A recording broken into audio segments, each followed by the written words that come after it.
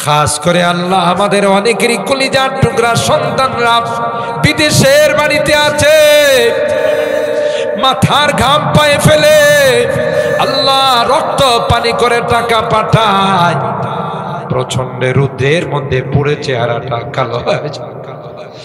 নিজে না খাইয়া সন্তানের জন্য, পরিবারের জন্য, দেশের জন্য টাকা পান। আল্লাহ তাদের কামাই রুজি রোজগারে বরকত দিও। ও রব্বে করিম আল্লাহ তাদেরকে সহি সালামতে রাখো, অ্যাক্সিডেন্ট দুর্ঘটনার হাত থেকে তুমি হেফাজত করো। আবার আমাদের কুলে সহি সালামতে তুমি পৌঁছাই দিও। ইয়া আল্লাহ আমাদের এই গলানিয়া মাদ্রাসাকে তুমি কবুল করে নাও, ছাত্র উস্তাদ এলাকাবাসীকে তুমি কবুল করে নাও। মাদ্রাসার যত জরুরত আছে আল্লাহ গায়বী খাজানার থেকে তুমি পূরণ করে দাও। রব্বুল আলামিন আল্লাহ দীর্ঘক্ষণ পর্যন্ত বসে তোমার কোরআনের আলোচনা শোনার পর, জান্নাত জাহান্নামের আলোচনা শোনার পর, কবরের আলোচনা শোনার পর আমরা কিছু সংখ্যক গুনাহগার বান্দা তোমার শাহী দরবারে হাত উঠাই। আল্লাহ মেহেরবানি করে জিন্দেগীর সকল গুনাহগুলো মাফ করে কিয়ামতের কঠিন ময়দানে আমাদেরকে তুমি গুনাহগার বলে ডাক দিও না। কোরআনে পড়েছি রে গুনাহগারদেরকে তুমি গুনাহগার বলে ডাক দিও, আর বলবে ওয়ামতাজুল ইয়াউমা আইয়ুহাল মুজরিমুন, এ পাপিষ্ঠের দলেরা আমার নেককার বান্দাদের থেকে আলাদা। ওই দিন যদি আমাদেরকে তুমি গুনাহগার বলে ডাক দাও, কার কাছে যাব? কে আমাদেরকে ক্ষমা করবে? আল্লাহ তোমার দরবার ছাড়া তো দ্বিতীয় কোনো দরবার নেই। তাই তুমি তাকাইয়া দেখো রে এই গলানিয়া চাঁদপুরের মানুষ, রাত প্রায় 12টা হয়ে গেছে, কনকনে শীতের মধ্যে আল্লাহ কাঙ্গালের মতো, ভিক্ষুকের মতো দুইখানা হাত বাড়াইয়া তোমার আদালতে কান্না করে তাওবা করতেছি। আল্লাহ আর জীবনে কোনোদিন নামাজ ছাড়ব না, আর জীবনে কোনোদিন মদ খাইব না, আর কোনোদিন নেশা করব না, সুদী কারবার করব না, আর জীবনে কোনোদিন বেপরদায় চলব না। আল্লাহ মেহেরবানি করে আমাদের তাওবাগুলোকে কবুল করে নাও ইয়া রাব্বাল আলামিন। আল্লাহ জানি না কে কি উদ্দেশ্য নিয়ে হাত উঠাইছে, তুমি তো অন্তর্যামী রে আল্লাহ, সকলের দিলের নেক মাকসাদ গুলো পূরণ করে দাও, অভাবীদের অভাবকে দূর করে দাও, পেরেশানি ওয়ালাদের পেরেশানিকে দূর করে দাও, মুসিবত জাদাদেরকে মুসিবত থেকে উদ্ধার করে দাও ইয়া আল্লাহ। আমাদের রোগীদেরকে পরিপূর্ণ শিফা নসিব করে দাও আল্লাহ। যে রোগীর অপারেশন হয়েছে পুষ্টার দিন, আল্লাহ তাকে তুমি পরিপূর্ণ শিফা নসিব করে দাও, শিফায়ে কামিলা আজলা দায়েমা মুস্তামিররা নসিব করে দাও। ও রব্বে করিম আল্লাহ, হাসপাতালে গেলে রোগীর কান্নায় আকাশ বাতাস ভাসে, অনেক রোগী কান্দে আর কয় হুজুর আমার জন্য একটু দোয়া কইরে, বহুদিন যাবত হাসপাতালের বেডে শুয়ে না জানি আল্লাহ আমার এই বাড়িতে নিবে নাকি এখান থেকে আমার কবরে পাঠাইবে। দুনিয়ার কোনো ঔষধের ক্ষমতা নাই, দুনিয়ার কোনো ডাক্তারের ক্ষমতা নাই, তুমি যদি ভালো না করো কেউ ভালো হবে না। মেহেরবানি করে সকল রোগীদেরকে শিফা দিয়ে দাও, শিফায়ে কামেলা আজলা দাইমা মুস্তামিরা নসিব করে দাও ইয়া আল্লাহ। যারা এই মাহফিলে দান খায়রাত করেছেন আল্লাহ, সকলের দানগুলোকে তুমি কবুল করে নাও, তাদের কামাই রুজি রোজগারে বরকত নসিব করে দাও। খাস করে আল্লাহ আমাদের অনেকেরই কলিজার টুকরা সন্তানরা বিদেশের বাড়িতে আছে, মাথার ঘাম পায়ে ফেলে আল্লাহ রক্ত পানি করে টাকা পাঠায়, প্রচন্ড রুদ্রের মধ্যে পুড়ে চেহারাটা কালো হয়ে যায়। নিজে না খাইয়া সন্তানের জন্য, পরিবারের জন্য, দেশের জন্য টাকা পায়। আল্লাহ তাদের কামাই রুজি রোজগারে বরকত দিও। ও রব্বে করিম আল্লাহ তাদেরকে সহি সালামতে রাখো, অ্যাক্সিডেন্ট দুর্ঘটনার হাত থেকে তুমি হেফাজত করো। আবার আমাদের কুলে সহি সালামতে তুমি পৌঁছাই দিও। ইয়া আল্লাহ আমাদের এই গলানিয়া মাদ্রাসাকে তুমি কবুল করে নাও, ছাত্র উস্তাদ এলাকাবাসীকে তুমি কবুল করে নাও। মাদ্রাসার যত জরুরত আছে আল্লাহ গায়বী খাজানা থেকে তুমি পূরণ করে দাও। মাদ্রাসার দোতলার কাজ শুরু হয়েছে আল্লাহ, আমাদের বেশি বেশি এখানে অংশগ্রহণ করার তৌফিক দান করে দাও। এই মাদ্রাসার একজন ছাত্রকে পাওয়া যাচ্ছে না আল্লাহ, কোন জিন যদি নিয়ে থাকে তার মা বাবার কোলে অথবা মাদ্রাসায় যেন পৌঁছাই দে আল্লাহ, তুমি সেই ব্যবস্থা করে দিও। এই তালেবে ইলমের লেখাপড়ার জন্য কোনো ক্ষতি না হয় আল্লাহ, তুমি গায়বী খাজানা থেকে ব্যবস্থা করে দিও আল্লাহ। ইয়া রাব্বাল আলামিন আল্লাহ আমার মুরব্বীদেরকে আবু বকরের মতো বানাই দিও, আমার কলিজার টুকরা যুবকদেরকে জান্নাতি যুবক বানাই দিও। অনেক যুবকরা বড় কাটছে, বিশেষ করে সাদেক আল্লাহ বারবার ফোন দিয়েছে, দেখা করেছে আল্লাহ, তার ব্যবসা বাণিজ্যে তুমি বরকত দিও।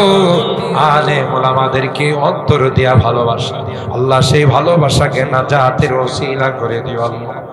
ইয়া রাব্বাল আলামিন আল্লাহ আজকে যার নামে, যে হাজী সাহেবের নামে আজকের এই মাহফিল হয়েছে আল্লাহ, যে মধ্যে গানের রুহের মাগফিরাত কামনায় আজকের এই মাহফিল, জানি না কবরে কি অবস্থায় আছে আল্লাহ, গুনার কারণে যদি জাহান্নামের আসামি হয়, আমরা তোমার কাছে মাপ চাই, ক্ষমা চাই আল্লাহ, তাদেরকে মাফ করে দিও।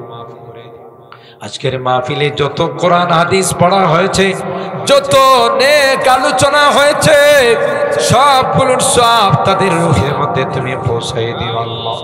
আমাদের এই প্রিয় মাতৃভূমি বাংলাদেশ নতুন করে স্বাধীন হয়েছে, আর যেন কোনো জালেম দেশের ক্ষমতায় আসতে না পারে আল্লাহ, কেউ যেন জনগণের মাল লুটপাট করতে না পারে, আর যেন কোনো জুলুম না হয়, সেই ব্যবস্থা আসমান থেকে তুমি করে দাও ইয়া রাব্বাল আলামিন আল্লাহ। পর্দার আড়ালের যে মা বোনরা হাত উঠে, আমাদের মা বোনদেরকে আবেদা জাহেদা সালেহা নেককার দিনদার আম্মা জান খাদিজাতুল কুবরা আয়েশা সিদ্দিকা ফাতেমাতুজ জাহরার মতো বানাই দিও আল্লাহ ইয়া রাব্বাল আলামিন আল্লাহ।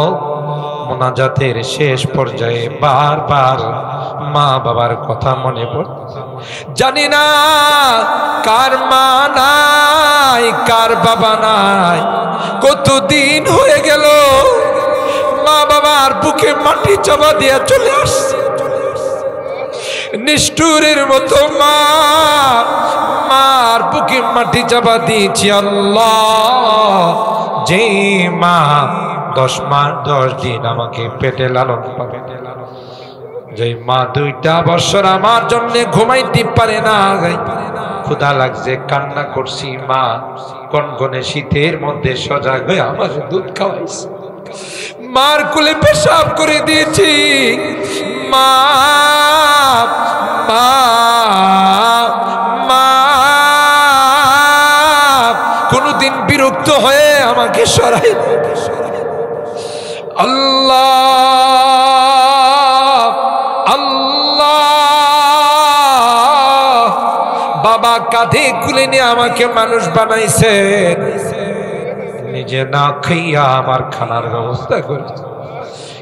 কেউ একটা মিষ্টি দিলে বাবা পলিথিনে করে আমার জন্য নিয়ে আসছে, আমার কলিজার টুকরা মানিকটা খাবে, রুদ্রে পড়ে বৃষ্টি ভিজে আমাকে মানুষ বানাইছে, আজকে বাবা নাই রে মা।